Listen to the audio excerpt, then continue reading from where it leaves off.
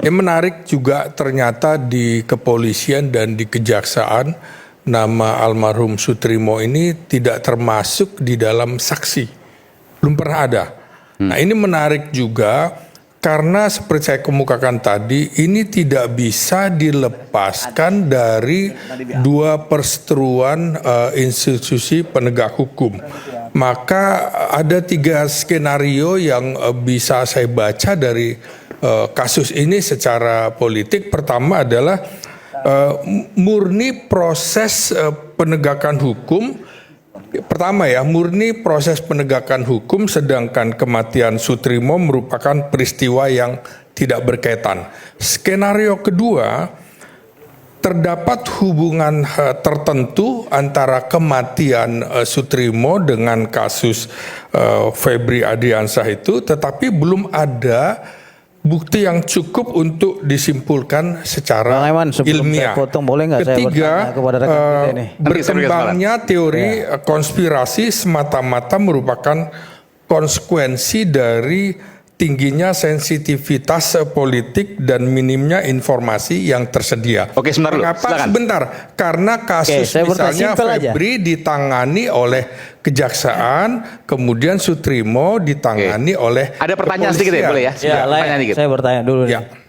Tadi Lae bilang bahwasanya Sutrimo itu tidak masuk dalam daftar saksi kepolisian dan kejaksaan. Ya.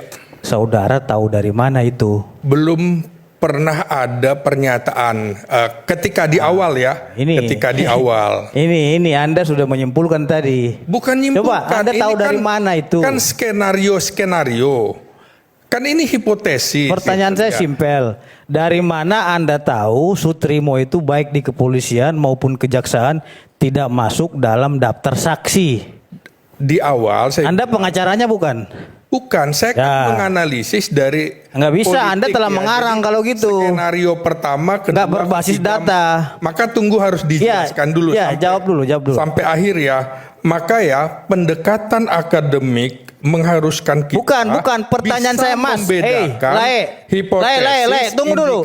Tadi Lae bilang bahwasanya Sutrimo ini tidak masuk dalam daftar saksi baik di kepolisian maupun kejaksaan. Ini harus diluruskan loh. Karena begini sesuai dengan ketentuan hukum acaranya, untuk daftar saksi itu diberikan ketika di muka persidangan, nanti berkas perkara dikasihkan kepada terdakwa. Ya itu nanti silahkan diungkap. Jadi Anda telah menyimpulkan tadi Sutrimo ini tidak masuk dalam daftar saksi. Anda itu data dari mana Pak Slamet? Bukan, maksud saya kan begini. Ini kan skenario pertama, kedua, ketiga. Iya, Anda berarti mengarang dong yang tadi. Skenario ini kan hipotesis, makanya saya bilang. Sejauh ini belum ada nama Sutrimo di dalam pemeriksaan. Betul. Tapi kan berarti belum tentu ada pemeriksaan terhadap dia. Bahwa ada listnya tapi kemudian tidak diumumkan kan bisa aja. Iya, betul. Saya kan tidak Anda penyidik bukan. Tidak menyalahkan atau Anda yang menentukan tidak siapa membenarkan. yang diperiksa gitu. Maka sikap yang paling moderat secara metodologis menurut saya menunggu hasil penyelidikan. Tapi Sutrimo itu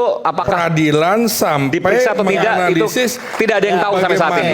Ya pertarungan politik saya dan bisa penegakan tidak hukum percaya terhadap keterangan berlangsung saya bisa menolak secara baik. Karena saya lihat ini sangat tendensi sekali menyimpulkan bahwasannya Sutrimo tidak masuk dalam daftar saksi, yang bersangkutan juga tidak ada kewenangan untuk melakukan penyidikan. Bang Aiman, dari tadi kan saya belum pernah bicara nih. Jadi ini giliran saya dulu nih kan gitu. Saya ingin menampilkan bukti ilmiah yang kami investigasi, mohon untuk ditampilkan dulu terkait dengan nomor telepon. Ya. Nomor telepon dan kronologi. Ya. Ini. Satu lagi. Ini kan ada 21 tag. Artinya ini udah terpotong. Yang di awal dulu. Oke, Bang Aiman. Ini get contact nih sepertinya. Ya, ini udah kita telusuri. Oke. Yang kita lihat dari get contact itu adalah nomor yang mengatasnamakan Peprio Adiono. Oke. Nah, setelah kita cek, ternyata yang tadi tuh 0811 999 tadi ya di kertas tadi. Ternyata nomor itu bukan atas nama Peprio Adiono. Nomor siapa tapi itu? Handi P. Sutejo. lebih banyak Handi P. Sutejo. Oh iya. Siapa itu? Jadi kalau kita Bang Aiman memiliki nomor telepon, kita cek di get kontak Iya. keluar nama kita, kan Betul, gitu. betul. Nah, makanya ini kemarin udah kami kasih kepada penyidik. Siapa Handi Sutejo? Nggak pernah Itu dengar. tadi. Kalau memang itu nomor telepon dia, kenapa dia menggunakan Nomor telepon orang lain? Oke. Satu itu. Terus yang kedua, Dan 21 tag ini artinya nomor lama ini. nomor lama. Oke. Ada Iya. orangnya, betul. Ini kita minta untuk didalami, Iya, ya, iya, iya. atas nama Handi Sutejo ini. Ini baru loh ini, kan Iya, gitu. iya, iya, iya. Terus yang kedua, terkait dengan pencantuman nomor telepon yang ada di riwayat penyebab kematian, kan ada 2 berkas itu. Ya. Di situ dituliskan nomor almarhum Sutrimo. Lanjut, ya. Di situ kita cek, ternyata itu bukan nomor almarhum. Satu lagi. Nah, ini tidak ada. Ini nomor yang mana? Nomornya nggak ada, ditulis namanya Pak Sutrimo. Oke. Nomor telepon ini 0811 itu kan gitu. Ternyata bukan nomor beliau dan tidak ada juga ditemukan nomor itu. Nah, jadi dengan kejanggalan itulah. Enggak, tadi nomornya kan cuma satu tuh, 0811 Oh iya, 999. ada satu lagi. Itu yang ditambahkan Di lembar kedua. Oh, di lembar bisa keduanya, ditunjukkan saya lembar belum lihat kedua. soalnya. Yang dikatakan sebagai nomor Sutrimo. Iya. di situ Oke, ditulis tapi ternyata di tag di get contact. Iya, yang tulis itu tetap EPA juga di bawah tanda tangan. Oke. Dimasukkan nomor itu. Nggak keluar nomor siapa itu. Nggak keluar. Oke, itu nomor Dan yang kedua nomornya ya. pernah kita Oke. telepon nggak aktif. Oke. Nah, itu sangat aneh sekali kan gitu. Ya. Nah, maka dari itu, tadi kan pihak keluarga telah menjelaskan. Tapi Anda pernah nyoba telepon yang Handi Sutejo tadi, 0811 999. Udah, keluar namanya itu. Nggak sempat ditelepon bisa nggak nyambung nggak? Nggak bisa. Nggak nyambung. Iya. Artinya nggak aktif. Iya, nggak aktif. Oke. Makanya kita minta bantuan daripada penyidik untuk Oke. menelusuri nih. Ya, atas nama Handi Sutejo ini. Kita juga baru temu ini nama baru ini kan gitu. Ya. Nah, maka dari itu Bang Aiman, karena memang tadi pihak keluarga telah menyampaikan, ya, kami dari keluarga besar Petisi Ali berbelasungkawa, ya, turut berduka cita juga kepada almarhum Puan, ya, kepada keluarga korban. Karena memang peristiwa ini sangat janggal sekali dan memang kami juga berterima kasih kepada rakyat bersuara nih yang paling berani dan paling vokal sehingga ini rame diangkat. Kan gitu Bang. Kalau nggak ada rakyat bersuara nggak mungkin ada Sabto Wibowo buat laporan. Kemudian disusul dengan keluarga korban.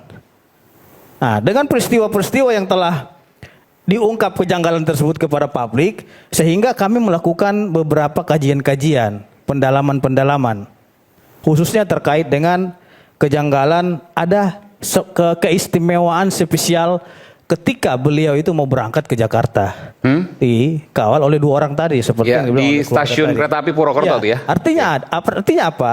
Ada suatu hal yang sangat istimewa sekali diberikan, perlakuan khusus. Ya, sehingga motivasi perlakuan khusus ini perlu didalami.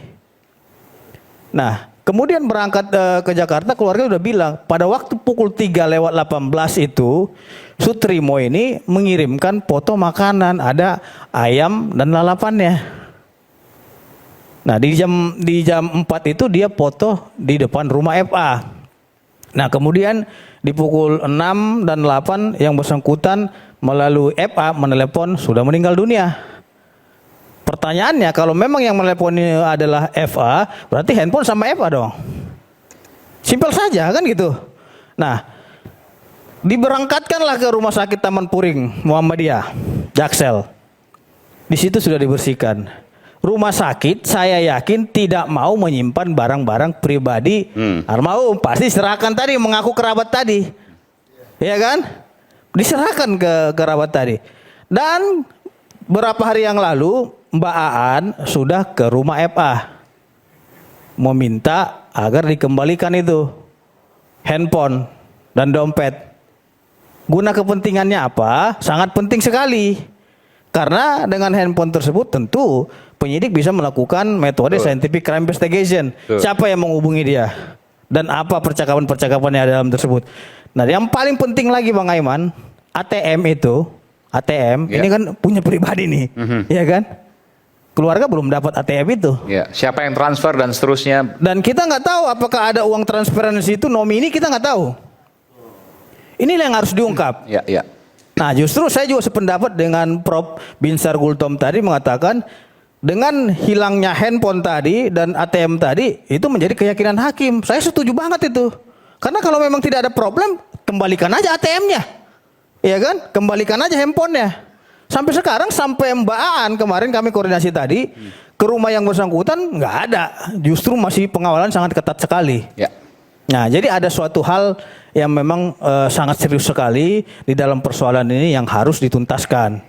Nah, dan kami juga yakin penyidik ya bukan hanya melakukan pendalaman bukti itu bukan hanya melalui ekshumasi saja, tapi penyidik melakukan pendalaman melalui CCTV, keterangan saksi, ahli dan lainnya.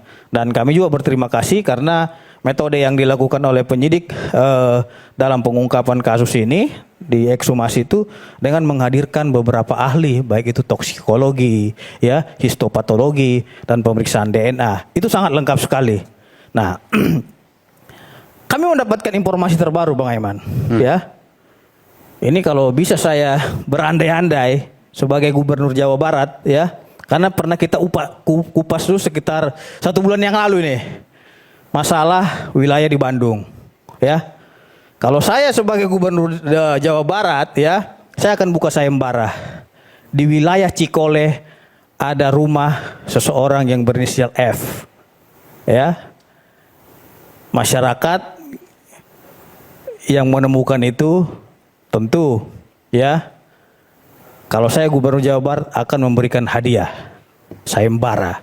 Nah, pertanyaannya, berani nggak KDM buka sayembara di wilayah Cikole, apakah menemukan harta karun atau tidak? Gitu, Bang. Ini kaitan dengan kasus ini ya? Yes. F itu bukan Febri Adriansyah? Ya, pokoknya di wilayah Cikole, Lembang, Kabupaten Jawa Barat. Oke. Nah, terus Bang Aiwan,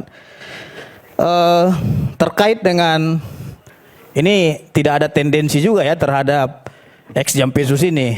Tapi saya melihat bahwasannya dalam perjalanan penanganan kasus daripada saudara FA ini banyak beberapa hal yang menjadi janggal dan tanda tanya besar di tengah-tengah kita semua. Yang pertama dari segi pengungkapan kasus, ya. Kita lihat dari kasus PT Timah Harvey Muiz, ya. Dulu mereka menyatakan kerugian negara itu sebesar 300 triliun.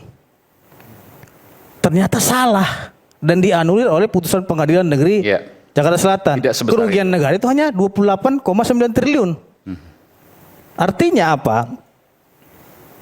Mereka ini menggandeng BPKP. Nah, itu satu. Setiap kasus-kasus besar saya perhatikan yang digandeng selalu BPKP. Kenapa tidak BPK? Karena berdasarkan putusan Mahkamah Konstitusi nomor 28 tahun 2016 yang berhak untuk mengaudit kerugian negara adalah BPK. Oke? Nah, begitu juga putusan Mahkamah Konstitusi nomor 25 tahun 2016 ya, kerugian negara itu harus sifatnya actual loss, bukan potential loss. Nah, ex Jampitsus ini selalu menggunakan potential loss dengan membesar-besarkan kerugian sehingga masyarakat, wah, ada apa nih kan gitu. Yang korban orang lain. Nah, begitu juga di kasus-kasus lain. Mereka selalu menggunakan audit BPKP. Padahal di Undang-Undang Dasar 45 pasal 28E ya, bahwasannya untuk audit kerugian negara itu adalah Badan Pemeriksa Keuangan dan itu sudah diputuskan oleh MK tahun 2016 bulan Maret yang lalu. Pertanyaannya Bang Aiman, ada apa dengan ex Jampitsus dengan ketua BPKP? Perlu dipertanyakan. Ya. Saya kira mereka ini adalah teman dekat. Kenapa dia tidak menggunakan metode dari BPK? Ya kalau BPK kan selalu berbicara actual loss. Dia tidak pernah berbicara potensial loss gitu loh. Tidak berbicara menambah-nambahkan kerugian sehingga orang lain heboh Indonesia kan gitu. Begitu juga dengan kasus-kasus lain. Saya nggak akan sebut kasus-kasus apa saja. Karena itu nanti akan bertentangan dengan yang apa yang telah saya pegang juga, kan gitu. Nah, saya minta ya agar ketua BPKP ini juga didalami oleh penyidik dan tim 9. Oke? Karena dalam setiap audit itu mereka selalu menggunakan potensial terus. Nah itu. Terus kalau ditanya 300 triliun, mana uang 300 triliun yang dikembalikan kepada negara? Nggak ada. Nggak ada yang dikembalikan berapa triliun kan gitu. Nah, itu saya rasa bukan suatu prestasi, hal biasa aja gitu loh. Yang berprestasi adalah seluruh kejaksaan dari Sabang sampai Merauke, mereka adalah pejuang kebenaran. Dan seluruh instansi penegak hukum, baik itu Polri maupun Mahkamah Agung, mereka lah penegak hukum yang sebenarnya, bukan hanya satu figur saja.